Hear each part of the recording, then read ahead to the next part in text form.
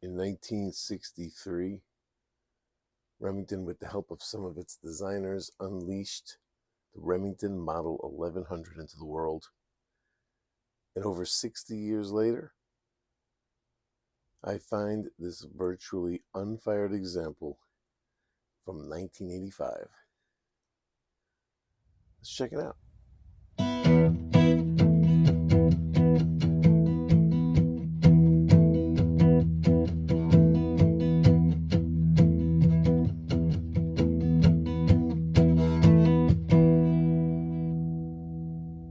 Mills Serp Garage, Remington Model 1100. Of course, we have a much older video on the 1100. A lot of videos on this channel. They could do with some updating. But that's what this hobby's all about, evolution. I'm sure I've learned tons of stuff about every single one of these models since I did the last videos. You know, the older videos might have some wrong information, lacking information. And then, maybe 10 years from now, this video I'm making right now will need an updating because it'll have wrong information or lacking information. But this is the 1100 we're featuring in this video. It's the new one to me. This is our older one that I've had for years. This is a 77. Not much of a difference. They're both 12 gauge, 30-inch barrel, fixed full choke. But this guy has a recoil pad like this, whereas this one is just a straight up hard plastic pad. This guy has sling swivels and a nice sling on it. It's got the sling swivel that goes in the cap. But this guy's just bare bones. The reason why I got this one is because you said you have one already that's basically identical. But I couldn't say no to this thing just because of the price. The price was incredibly cheap for what it was. I thought something was wrong with it, or it was like a gunsmith special or broken or something. But not only was the price right and there was nothing wrong with it, it was virtually unfired. And I say virtually because it does look like some rounds had been put through it, but we're going to take a look why. I'm going to show you why this might not have been fired all that much. The reason. It definitely wasn't fired all that much, but I think I came up with the reason. We'll clear it here for everybody that might get antsy. Of course, I clear everything here. Anything that I show here, I'm clearing way before I start the video. But want everybody to feel comfortable. 1100. So yeah, you know what we'll talk about? Pretty sure in the other video, we never really wish to talk much about patents and history and progression. We just kind of dealt with looking at the gun itself, just that one specific model. But there's an interesting progression here, and I'll give you a heads up right away. In that progression, I would have needed a Remington Model 58. And there's a couple for sale. I've been kind of holding off on doing this video, the progression through from into the gas-operated Remington shotguns, because the 58 is the first gas-operated Remington shotgun. And they should be cheap. For fans of that shotgun, I don't mean to insult you, but it is kind of like a stepping stone that Remington went over pretty quick. They skipped over them. They were around for years, but this was the guy that really kind of perfected the design. So the 58, even though it's an important stepping stone, and I'd love to have one, they're like a cheaper shotgun. They should be like $200, $300, $400, kind of thing. And some guys that sell them, it seems like they think anyone's just going to buy it, thinking it's the same as an 1100. It certainly looks like an 1100, but it is a more, I don't want to insult anybody, but it's I would say it's not a perfected design. So it's for a guy like me, I I don't know how much I'd really use it. It would be interesting to do a video with it, but I'm not paying $600 for one of those things. And every time I bump into one, it just seems like they want a fortune for it, even beat up. I don't know why. You know, rare doesn't always mean desirable. You know, they're definitely much more rare. They made about 5 million of these guys by now. So yeah, and I got some history. The designer, we're gonna say this is what the it says on paper, is Wayne Leake and Robert Kelly, but there were a few designers along the way as these things got put together, and that's what we'll get to. First produced 1963 and made all the way to the present in their various incarnations. And yeah, we got a 12 gauge, 16 gauge, 20 gauge, 28 gauge, and a 410. They are all available. The 12 gauge again, 1963, 64 came out with the 16 gauge and the 20 gauge. 1969 came out with the 410. I'd love one of those. One of those would be pretty cool. An 1100 and 410. That would be awesome. 1970, they put out match pairs in 410 and 28 gauge. 1970, 20 gauge lightweights.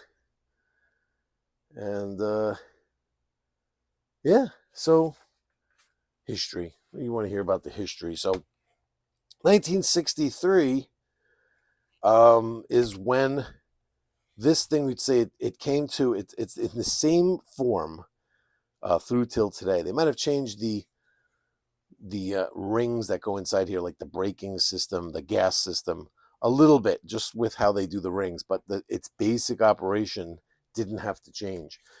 And to start, we could start the history lesson way back.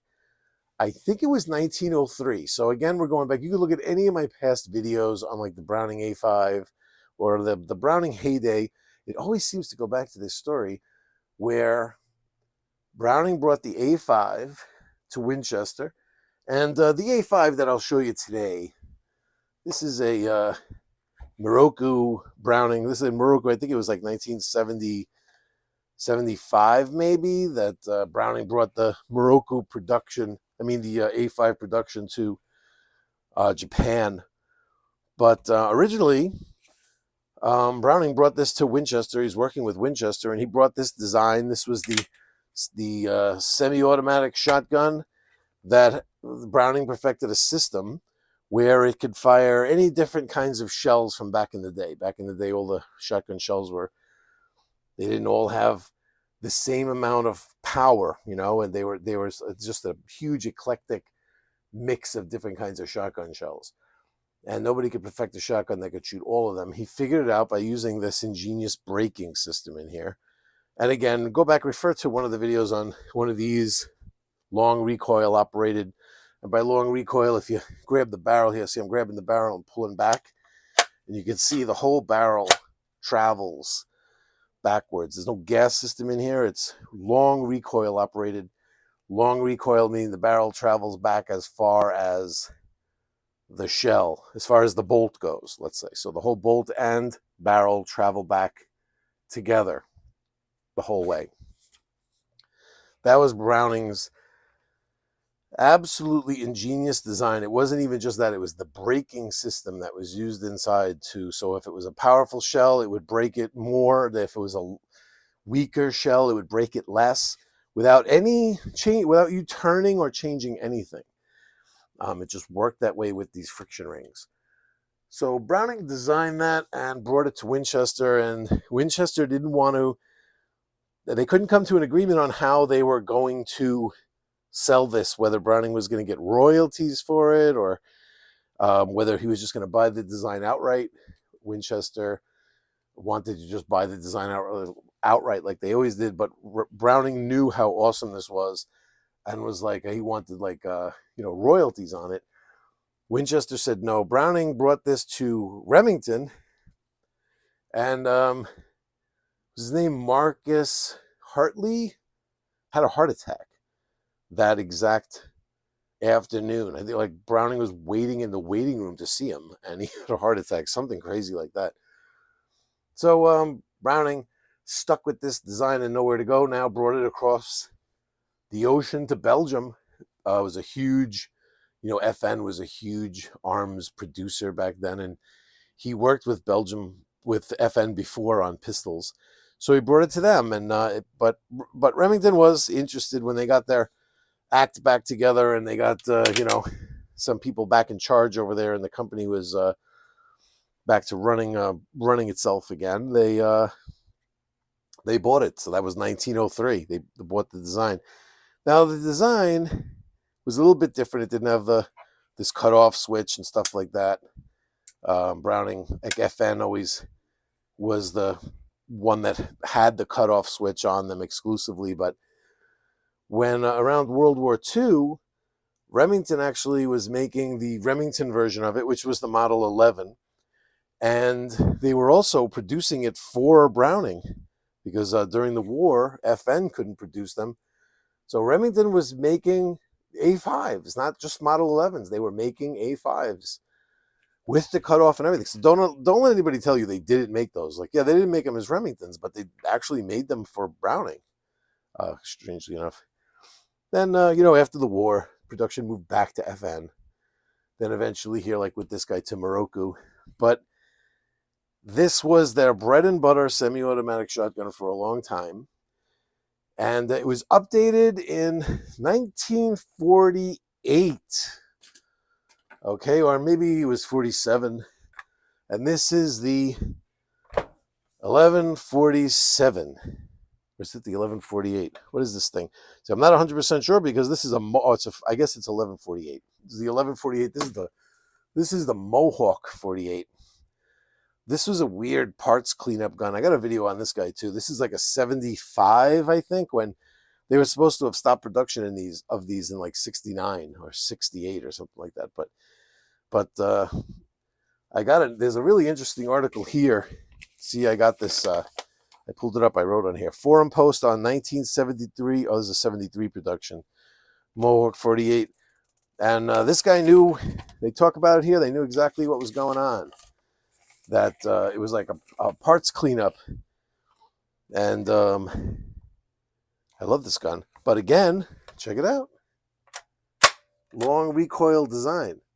So what they did was they updated the look of it, the receiver and everything, and they even updated how the friction rings worked and what was going on in here a little bit. A little spruce up, of course. It was 1948, so Browning had long since passed away. He wasn't involved in that sprucing, but the guy that was responsible for this, I'm pretty sure, was a man named Lexi Ray Crittenden.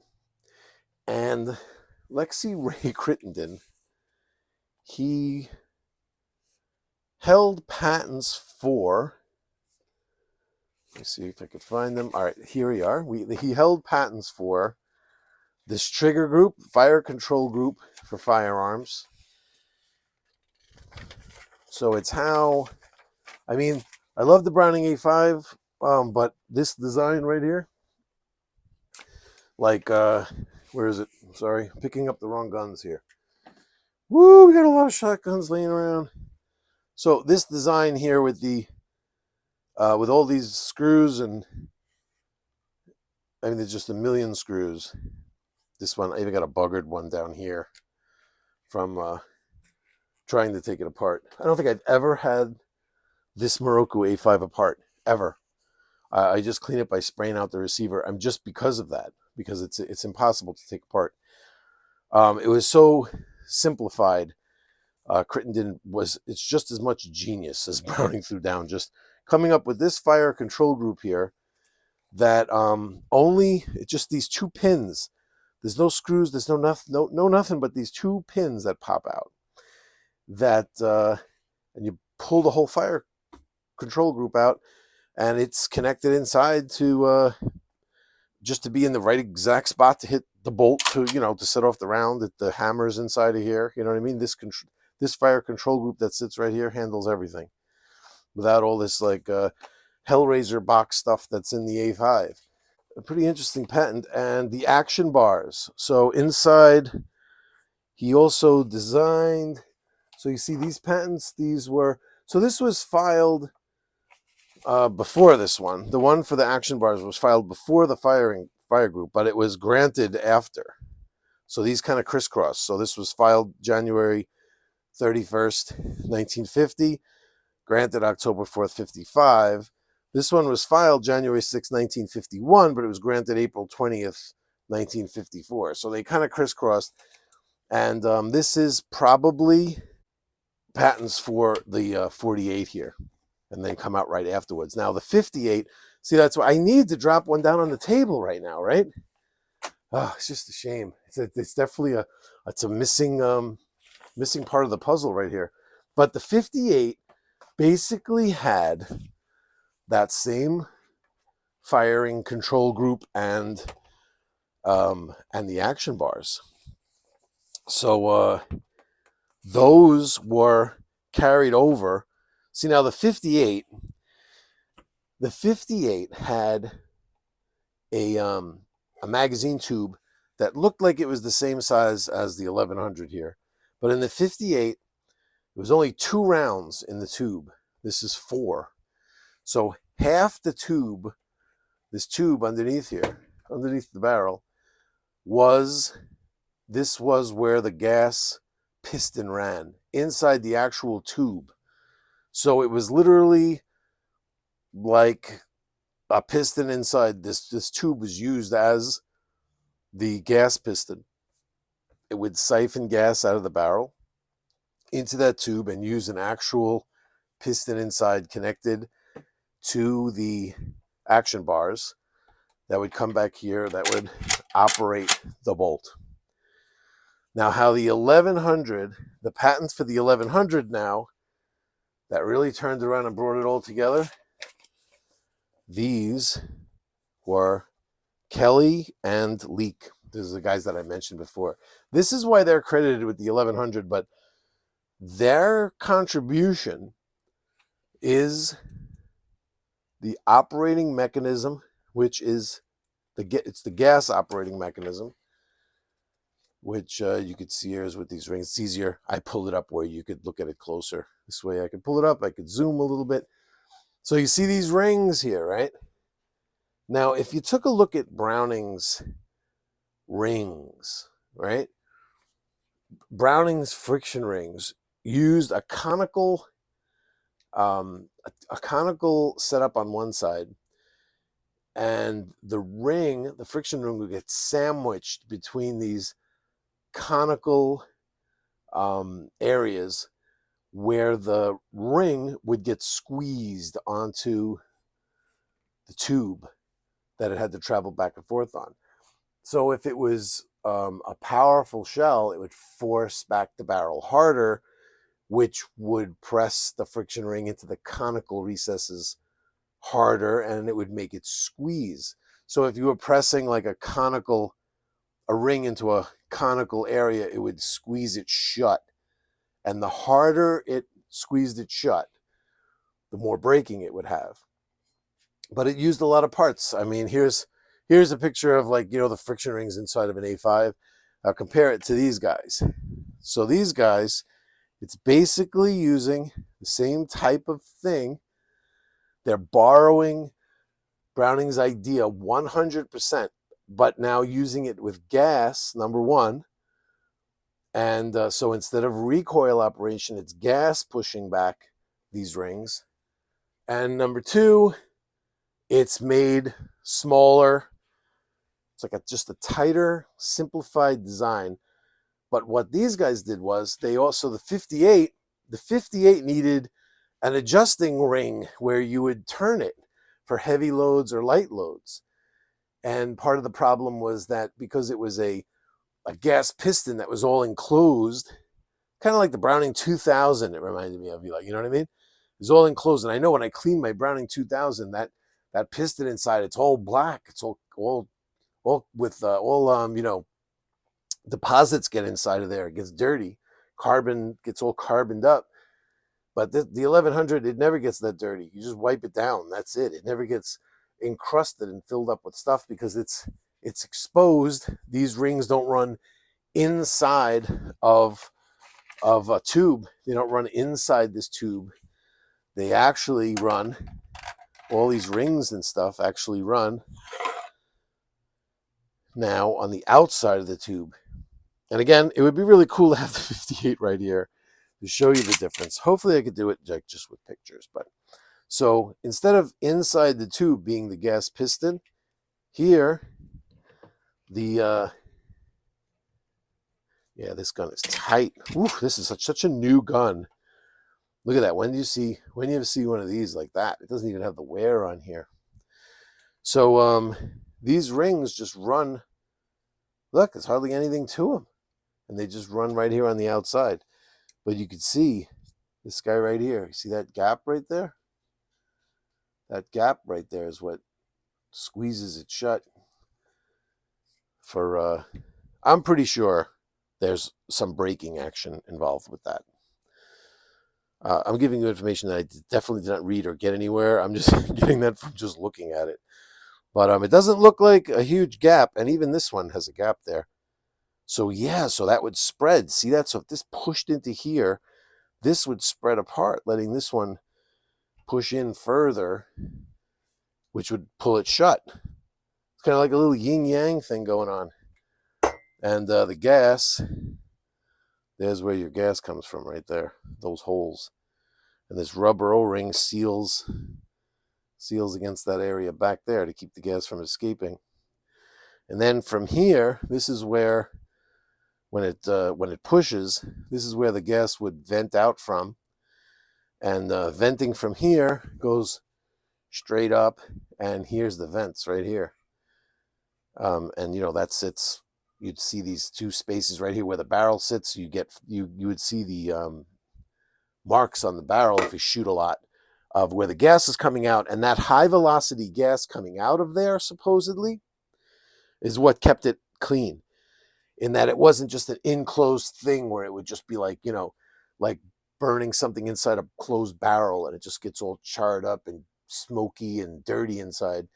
Is that it's like exploding out every time. So it's like blowing air out, and that high pressure air coming out of these vents every time you fire cleans all the carbon out of there. And it works. I'll tell you right now, it definitely works. So yeah, let's delve a little deeper. I'll show you some cool stuff in here. So it's this rubber O-ring and these two rings, right? And now these rings are supposed to sit where this ring sits inside of this guy, like that. But this fits, you could see how this fits in here like that, right? Well, it wasn't like this when I bought it. This ring was turned around like that. Was it like that? Or was it like that? No, it was like that. So this was butted up against here, which was not fitting inside there into this recess like that, working properly. So there wouldn't have been any of this braking action. This is what got me thinking about that, which maybe even want to just sit and like run and do a video on it, specifically talking about this stuff. And then where was it? It was rubbing. There was an area. Is it here? It was like there was a mark, and it was dirty. There was a big carbon mark at a certain spot, and I think it was right here where this is worn, where I'm like, wow, it was rubbing weird too, and probably wasn't working right, and it was probably hammering this guy's shoulder and not ejecting properly, and he was like, this gun sucks, and he got rid of it, and that's why it had no mileage on it at all. So to take these things apart, and these things are they're a pleasure to take apart and mess with because they're just so easy. So this is your like release, like, so when the bolt's open, and you don't ever do this when the barrel's disconnected, don't ever press it, but when you put a shell in, when the bolt's held open, you put a shell in and you press this button and the bolt will just snap forward. So for trap, very cool, simple gun for trap. You drop in a shell, press the button, fire, bolt stays open. So even if you slide them around into the tube and you pull it back, it's not going to be like a AR or something. It's not going to like, you pull it back and then you let go and it's just going to close on the round. It'll lock open every time, even if you're pulling up around out here. Only if you're firing semi-automatically is the only time the bolt will close on a round by itself, because the round shoots out and hits like a trip switch right here. So you reach in here, and there's like a little tab right underneath here. And, oops, sorry, we got to pull the bolt handle out, of course. And there's a little tab underneath here, and this whole thing will just drop right out of here. And the patents, so the 2 patents, there's one for these rings. This is, and this et al, I found out this means and others. So it's whole words. Et is short for a word, and al is short for a word. And those words in Latin, I think, mean among others, something like that. Because, I mean, look at the inventor list down here. You see what I'm saying? So everybody had a hand in his, both of them too. And it's the rings. And you got to read this, man. I'm telling you, pull this, get this one, just print this out. Here's the number. Go to Google Patents, put in that number, and there it is. And read it. It's fascinating. It'll tell you about these rings and how they work. And maybe that's where I retained a little of this information that I'm talking about. Or maybe I made it up. I don't know. But take a look at the patent and figure out for yourself how much sense I'm making. The other thing was the shell release. This is what I was just talking about, how it comes out one at a time from the magazine tube and how it does that. It's a little unique. I love looking at these drawings like this, how they reference them when they discuss the patents. When you start getting familiar with it's kind of like patent language. When you start getting familiar with it, it's really cool. So yeah, the bolt, you've seen all of this before, right? But back in 1963, this was a big deal. Yeah, see the bolt face when I got it? I put 4 rounds of trap through it just the other day. So it doesn't have much more mileage. I think I put more mileage on it right there than it ever had before, to be honest with you. It didn't have any of these wear marks. You see, even these marks right here, it's just from me, just the 4 rounds of trap. This right here, see how this is like kind of like sort of detached but floating around? That's important. This is a weight. So with these gas-operated guns, it's not long recoil. It's like short recoil operated. The difference is long recoil, the part that's making the bolt move, long recoil, that part would move as far as the bolt. So the bolt would be here, and the bolt has to go back and reject and then chamber around. The bolt has to do all this motion. So whatever's acting on the bolt, it travels with the bolt like this. It goes all the way back with the bolt. That's long recoil operated. And then short recoil operated would be if it just hits it enough to just go like that. So say it's spring loaded forward and you just hit it. You don't actually push it all the way back and then let go. You just hit it and it goes like that. That's like short recoil operated. That's how this works. This doesn't travel far. I mean, this part travels the whole way. Don't get me wrong. This travels with it. But the gas pulse itself is not something that pushes it the whole way back until it falls forward. The gas pulse is just a shot. It just goes poof and hits it. And the momentum is what carries it back and forth. And when it needs that type of momentum, it has to have something to hit, you know what I mean? Like a pendulum effect. And that's why if you take this part and you put it in your hand, you'd be like, wow, I guess they had to build this strong. Not necessarily. They just had to build a nice heavy weight on here so that its inertia would carry it through to cycle the action. And it's so cool how this fits on here to operate the locking lug here that goes into the mortise on the top of the receiver here. Right? Oh, there isn't one. Where does that go? What does this connect to? Oh, maybe it's... Further research is necessary. What is that? I guess it doesn't lock into anything back there. Always thought it did, right? Wouldn't you think that did? I guess it's just there's an edge right here. That might be just so it doesn't go back any further. That might be what actually stops it from traveling back any further. Well, that's interesting. Further research is needed there. There's one other part that's weird. Let's take out this firing group here, and let's see what's going on there. All right. So what we're going to do is we're going to get a piece of wood. Where's my piece of wood? My hammering piece of wood. I don't see it. What can we use? Let's use my box to the punch, and we'll just put that right here. That'll work. Is this the way these goes out? I'm trying to just see if this is the direction. I think I like this direction better for out. And then we go in through the top. Yeah, I think so. These guys.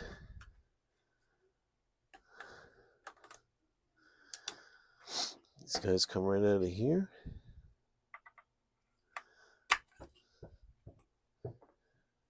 There we go.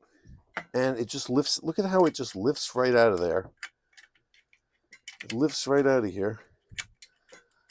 Look at how it just lifts right out of here. It doesn't like, in other words, it doesn't have to connect to anything else. It just sits here all on its own with nothing else in here. And it just sits in just the right spot that when the trigger is pulled, it hammers in just the right area. Wild.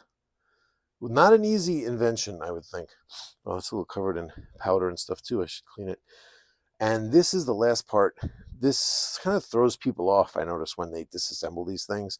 And it's not really necessary. I'm going to show you how easy it is. I've seen this mess people up. So it comes out of a tab back here. You see it? And this is a spring. There's another spring. So this is the spring for the whole action here is inside of the buttstock. It's not good to take it apart too many times, the buttstock.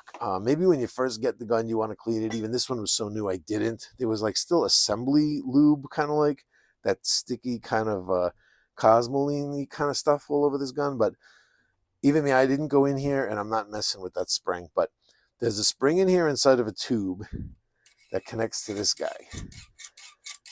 And you get it, you know, if you want, you can push it like this and shoot a little oil in there, just to if you're worried that it's a little dry in there and you want to make sure it gets lubed. As a matter of fact, let me see. I'm gonna get a new can of Ballistol.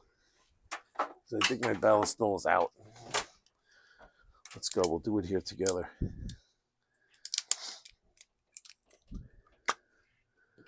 Remington 1100. What an iconic gun. So what we'll do is, hope we have enough light here. I'm going to hold this down like this. And I'm just going to shoot a little lube right in there. Stand it up for a second. Sorry, guys. I'm just going to operate it for a minute with my finger. There we go. I'm just going to make sure that that's lubed in there. All right, that's as far as I'm going to go. Now, there's kind of like this fork right here. If you pull this back, you pull it out, that fork is going to kind of come apart. And you can could reach in here with a tool to make this easier. And you squeeze it together, and you just take it right out. Whoops. So putting it back together, we don't need this here anymore. Putting it back together now is what messes people up.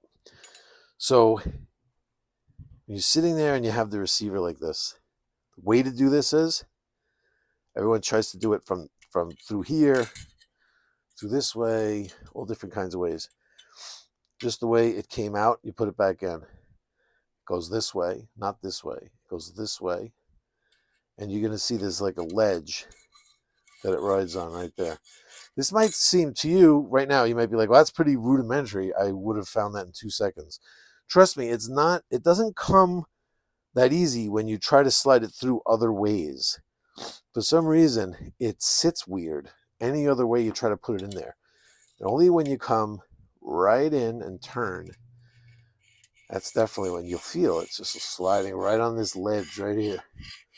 That's where you want to be. That's where you want to drop a little bit of like grease if you're nutty. And you could hold it with your finger right here and it'll stay right in place. And you grab your tweezers again. These tweezers aren't wide, so I'm going to start here at the base and I'm going to come forward to squeeze it shut. And you just put those 2 fingers right inside of that hole again. You make sure you're in the right spot. We are. And that's it. And then we can, let me get my trigger control group here and just give it a little wipe down. Tons of oil aren't really necessary on these guys, but I could feel a little grit from that 4 rounds of trap. Put a little bit of gritty powder, or well, I think it shook loose a lot of the dirt that might have been in here from my first cleaning. I didn't want to go too nuts. But yeah, be careful with these trigger control groups. You get a rag stuck on something and stuff flies out and that's it. That'll be it. Next stop, gunsmith somewhere to put it back together. I think you get this guy inside this hole, if I remember properly. This can be weird too. That's it, yep. And then it just drops right in. Right in that spot right there. That's you right there. I'm going to go right through the top. There we are. And we're back together again. How cool is that? And then we have, once again, this guy and the bolt. Bolt drops right on here. We fit it in here. And we got to press this button again up on the top for everything to slide in. Where is it? Am I orientated the right way? It should be. And there it is. And this goes right in here now. Boom. Is that in the right spot? You'll know if you're in the right spot or not, because if you're not, you won't be able to get the bolt handle in. That's where it's got to go. There we go. Did we get it? I don't think so. I don't think that's it. We have some weird lighting here. Maybe I can move that forward. Nope. If it's not right, it's not right. It's not in the right spot. Out again. It always drops right on here so nice. See, that's the problem, I think, is that I always try to... Is that the right spot there? Right there. So I always try to have this too far forward is what my problem is. That's where it's got to sit. And you can't let this slide forward. So as you push it in, you have to make sure that it doesn't ride back on those tracks there. It's got to stay right there. And if it does, yep, if it does, then your bolt handle will push right in. Boom. And that's your spot. That's your spot right there. Now you want to lock it open. And then we go this ring taper forward. Then this ring with the conical shape right into that. Then the ring, the rubber O-ring. It's amazing that these rubber O-rings survive. My other one, I never had to replace it. And this one, with all this sitting around all these years or whatever, but it's not anywhere near looking like it's dried out or anything. And with the bolt open, we can slide the barrel on. Whoa, we went on the outside of the receiver, which was interesting. What the hell was wrong with you? That was weird. And we go right in there. And with it bottomed all the way down like that, we'll be able to slide the wood. But a lot of abuse to the gun today. Very abusive. And to one that's beautiful, that's terrible. Any kind of abuse would be terrible. No, it just sounds bad. And there we go. We're back together again. There's that button. Boom. Don't get caught. Did you want to talk about grand thumb? If you ever get your finger stuck in this guy, because that claw extractor is an absolute monster right here. Yeesh. That will get stuck in your finger. I still got these guys. All right. I can't use the realistic snap caps because we don't have 12 gauge ones, unfortunately. I wish we did. And these guys, they're starting to, this is why the aluminum isn't so great. That's why I love the realistic snap caps. This aluminum starts to get, look at all, these are from those extractors. When these things get caught sideways, these extractor marks, imagine what that would do to your finger. But these guys, not only do they make marks on the gun, which I don't like, that's from it right there. See, that scared the absolute crap out of me right there. But you slide these in here, they may or may not come out of this magazine tube. That's the problem. They might actually get stuck in here. But no, that one didn't. But you see how it won't go back and just close, like as if it was a rifle or something, or the way a pistol would operate. It would just, if there's a round in there, it would close. It always is going to have you press the release. And I should have pulled that harder in order to eject that. You could see the ejector is also very, very strong because it isn't a screw or a mechanism or something that could break. It's actually just a little tab back there. You see it? That's milled into the receiver, so it actually turns around like this when it gets pulled out. You can see it back there, right? Yep. That's pretty strong. That ain't breaking. And if you go to load it, that's what happened before. Like if you went to load it, I just didn't want to scrape it along the lifter here because it'll make that mark. But so I wanted to hold it down so I could just go right into the tube. But it'll close if the bolt's open and you go to load it. The bolt's just going to close. And again, if you cycle it, even if you cycle it with rounds inside, it's not going to close on that round. You have to press the button. But again, on firing it, so we'll drop the hammer. We'll do it a little harder so it'll eject. It won't even do it right now, but it will do it when you shoot because of because of this guy down here. I'll show you. Oof, I wonder if I hit that right here with a stick or something, it would drop, but it's right here. See it right here? Oh, it was that thing. It was that thing before when I had the hammer, on the fire control group, when I made the hammer come up and then I pressed the hammer down, and then there was that other thing that I was pressing with my finger, like that other hook sticking up. That's it. That's what the shell would hit to when you fired to close the bolt. Yep. So what else did we have here? We have, did we run through it all? Is that it? Are you serious? We took it apart. Well, shooting it. Let's talk about it. I'll show you. Listen, this is what I shot. I went to shoot with it. This is the reason why I bought it. I bought it because I just want to go to the trap range for a while. And I just want to bring one gun. You can imagine with these shotguns, as a collector, I look at it as an opportunity when I go to the trap range to be like, okay, great, I'm going to shoot.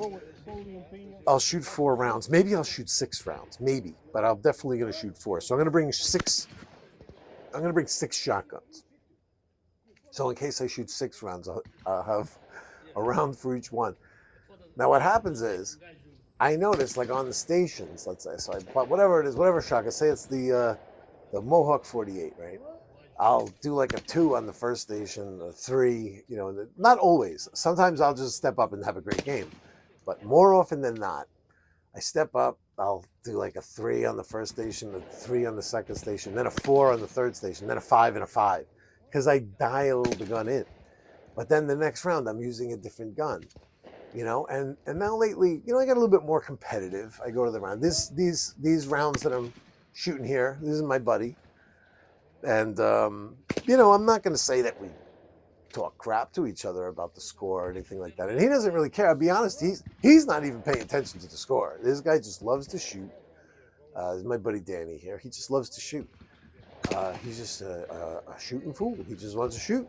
And I am positive he's not paying attention to the score. So don't think like we're in competition and I'm like, I edged you out there or I got you there or whatever. But you know, I'm not just going there by myself just to play around anymore. Like I don't feel that way. I feel like I'm really like I'm a competitive with myself is what I'm trying to say. So it doesn't really matter who I'm going there with, who I'm shooting with. I know he's not paying attention to the score, so I'm not taking it seriously to compete with my buddies. I'm taking it seriously just to compete with myself. I want to challenge myself to get good scores. And I'm not going to get good scores if I go there and shoot a different shotgun every round. So when I saw this, I looked at it as an opportunity. I'm like, you know what? I love the 1100. I have shot several 25s with my 1100, the original, the 77 that I showed you. And I said, you know what? I start this one as a 1985. It's a little bit newer, you know, it's tighter. I can't blame the gun at all. It's still an old school because I think in '87 they changed the right, the 1100. Didn't they change it to like the 1178 or something like that? Right? Yeah, that would. Isn't that it? I don't remember. I know they changed some stuff. They might have changed the gas system a little bit, the rings. I'm not sure. And I think that's the same time that the Remington 870 went to the 870 Express or something like that, right? Wasn't that like 87? That was that big changeover year for Remington? Right, where there wasn't that like dark black bluing anymore and everything, right? So an 85 is right there, the end of the real deal, you know, the end of the old schools, you know? And I'm going to take this thing, I'm going to go to shoot trap this summer, and I'm going to dial this gun in. I have a feeling it's going to work for me. I'm a tall guy, so it had a nice, the length of pull just felt right on my shoulder, and I'm like, that's it, I'm just going to dial this gun in. So this round, and case in point, here we go. This is what I shot. I shot a 22, a 20, and I started going like, oh, see, my theory isn't working. But then I shot a 24, and I'm telling you, the one that I missed, I was daydreaming. I don't know. I just wasn't. I lost it. It was like on the second station. I missed one, and I was my mind was wandering.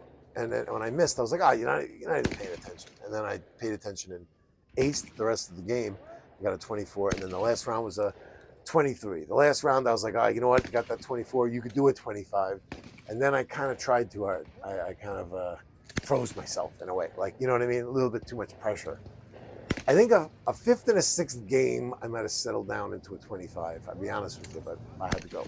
But next time, see, this is I'm gonna bring this gun exclusively for a while, and I'm going to feel it out. You see, and look at this thing, right? With this 30-inch barrel, full choke. Do you see any pieces of these birds after I'm shooting them? I mean, nobody was hitting them like this today. At this point, it was. I am turning these things into powder with this gun.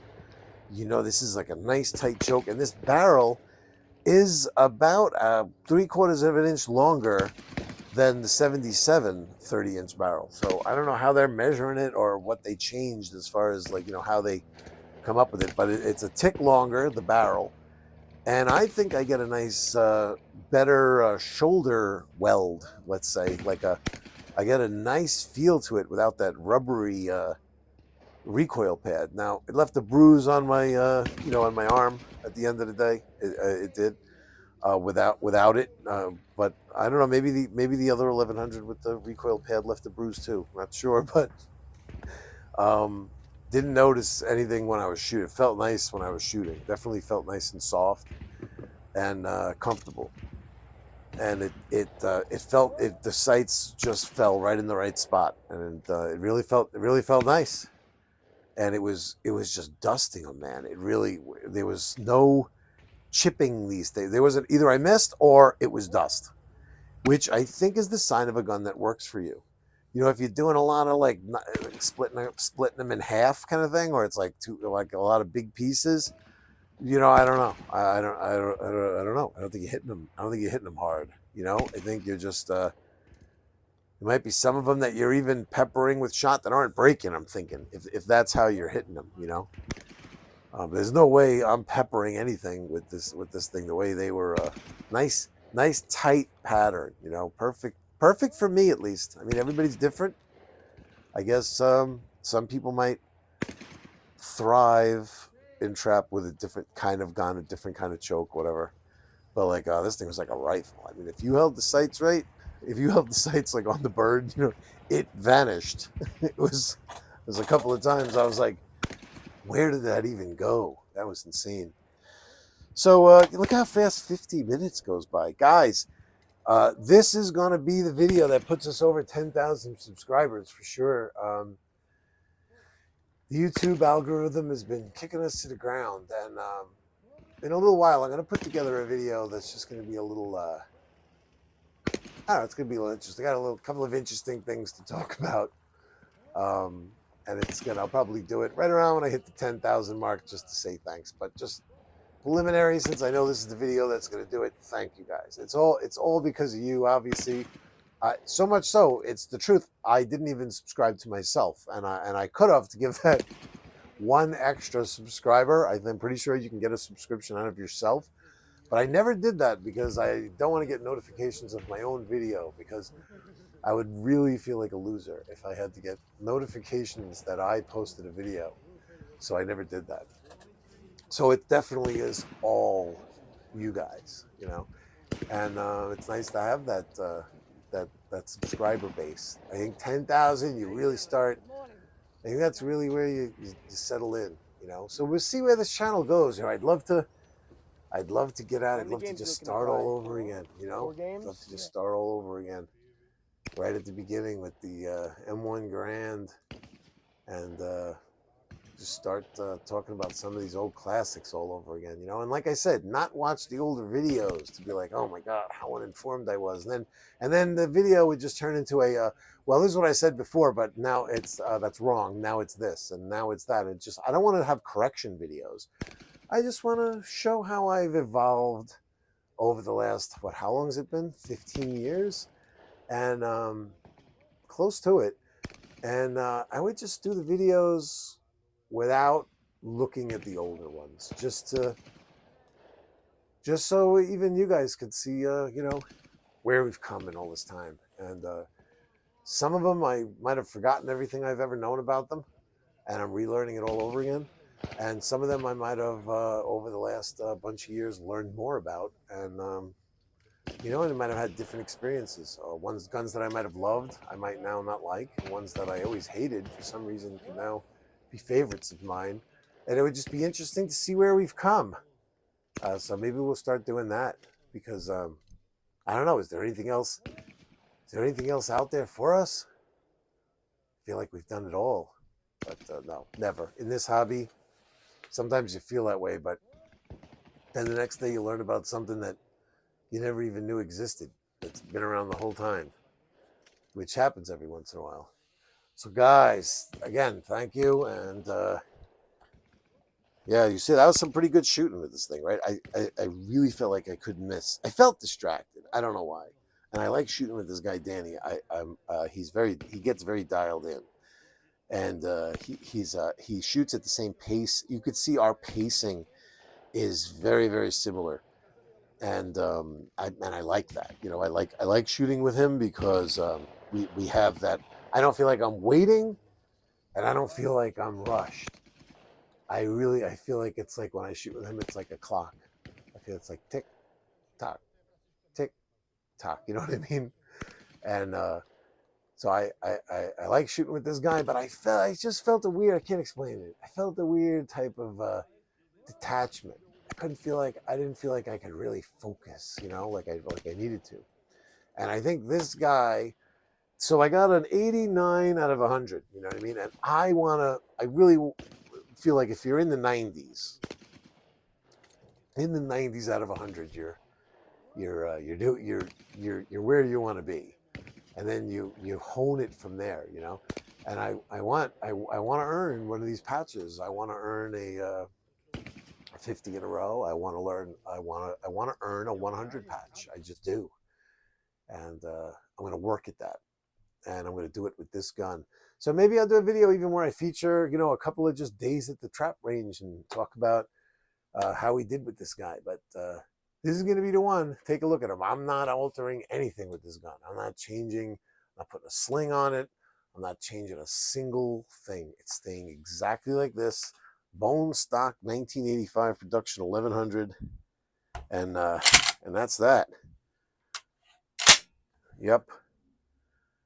Milk Serp Garage, 2024, hitting 10,000 subscribers, and we are not looking back. Y'all take care, and we'll see you soon. Later.